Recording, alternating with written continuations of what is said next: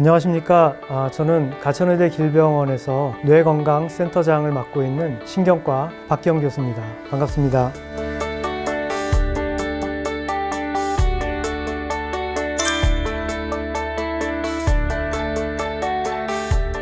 그렇습니다. 알츠하이머병에 의해서 치매가 오면 성격이 변하게 되죠. 특히 뇌의 가장 앞부분에 있는 전두엽의 위축이 시작이 되면 성격 변화가 아주 두드러지게 나타나게 되는데요. 왜냐하면 전두엽은 어떤 일을 계획하고 실행하고 그리고 어떤 난관에 부딪혔을 때 융통성을 발휘해서 해결하게 하는 그런 역할을 하는 기능이 있습니다. 여기에 만약에 문제가 생기면 겉에서 보기에 굉장히 고집스러워지고 융통성이라고는 전혀 없는 것으로 여겨지게 보입니다. 그리고 전두엽의 내측부에는 의욕을 고취시키는 부분이 있는데요. 이 부위가 퇴화하면 아무 의욕이 없어지고요. 어떤 일도 하기 싫다고 하는 무기력증이 나타날 수 있습니다. 그리고 전두엽의 아래쪽 부분에는 우리의 본능을 억제하는 기능을 하는 그런 뇌가 있는데요. 이 부분에 뇌의 퇴화가 시작되면 화를 참지 못하게 되고 아무 데서나 옷을 벗는다든지 남의 물건을 가져온다든지 하는 이상한 행동을 하는 것을 볼 수가 있습니다.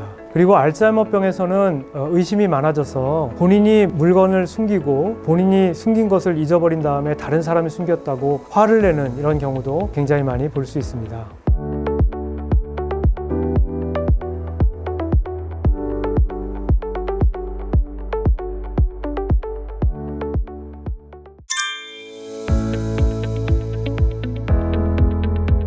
일반적으로 오후에 30분 이내의 짧은 낮잠은 도움이 된다는 연구 결과들이 있습니다. 하지만 무작정 낮잠을 잔다고 좋은 것은 아닙니다. 매일 1시간 이상 낮잠을 자는 것은 오히려 독이 되는데요. 인지 기능을 떨어뜨릴 수 있습니다. 쉽게 생각을 해도 낮잠을 오래 자면 야간 수면을 방해할 가능성이 높아지니까 그렇겠죠. 야간 수면이 중요한 이유는 알츠하이머병의 가장 중요한 병리 소견으로 알려진 신경 독성을 가진 베타 아밀로이드라는 것을 우리가 잠을 자는 시간에 몸 밖으로 배출하기 때문입니다. 그렇기 때문에 낮잠을 주무시더라도 20분에서 30분 이내로 짧게 주무셔야 알츠하이머병 예방에 도움을 받을 수가 있습니다.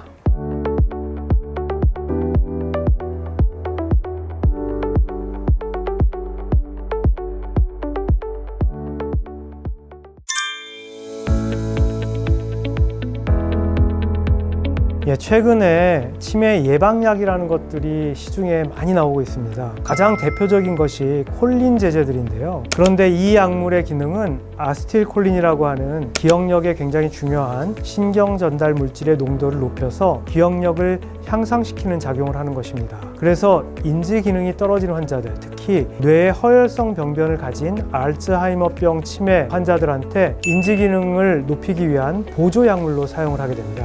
하지만 안타깝게도 이 약물들은 치매를 예방하는 기능은 전혀 없습니다. 그렇기 때문에 정상인들이 드신다고 해도 치매 예방에는 전혀 도움을 받지 못하게 되죠.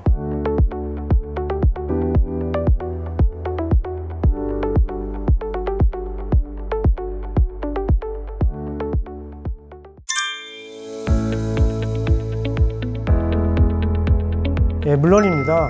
운동보다 더 좋은 예방 효과를 보이는 약은 없습니다. 그런데 그냥 걷는 것보다는요, 조금 속보로 땀이 날 정도로 운동을 하는 게 좋습니다. 하루에 약 30분 정도 약간 땀이 날 정도로 운동하는 것만으로도 치매를 약 한 50% 정도 예방할 수 있다고 하니까 운동을 열심히 하는 게 얼마나 중요한지 알 수 있겠죠. 이런 거는 연구 결과로도 굉장히 잘 나와 있습니다.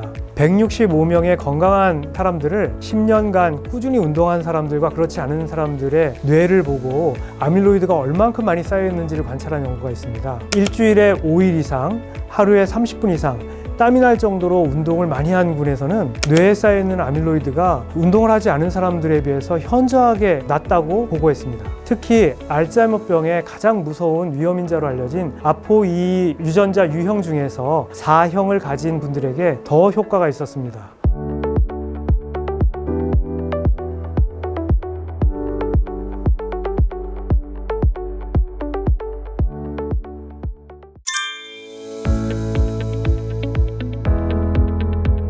알츠하이머병이 깊어지면 뇌 대부분이 파괴되기 때문에 말기에는 거동이 힘들어져서 침상에 누워있는 시간이 아주 많아지게 됩니다. 그렇게 되면 면역력이 떨어지게 되고요. 각종 질병이 발생하고 특히 폐렴과 욕창에 취약하게 됩니다. 결국에는 이런 염증성 질환 때문에 사망을 하게 되는데요. 상대적으로 나이가 젊거나 아포E4 유전형을 가진 경우, 그리고 루이소체 치매를 동반하는 경우에 진행이 빠르다는 보고도 있지만 이 역시 더 연구가 필요한 내용입니다.